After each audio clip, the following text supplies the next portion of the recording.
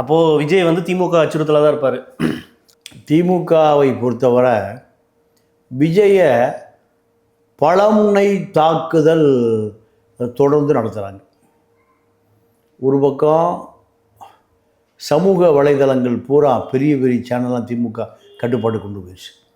உதாரணத்துக்கு டாடா போன்ற சேனல்லாம் திமுக பர்ச்சேஸ் பண்ணிடுச்சு. பிரம்மாண்ட சேனல்லாம் திமுக கட்டுப்பாட்டுக்கு போயிடுச்சு. அதே போல் ஒட்டுமொத்த திரைத்துறையும் திமுக கட்டுப்பாட்டுக்கு போய் விஜய்க்கு எதிராக நிற்கும். கமலஹாசன் எதிராக நிற்கிறார்.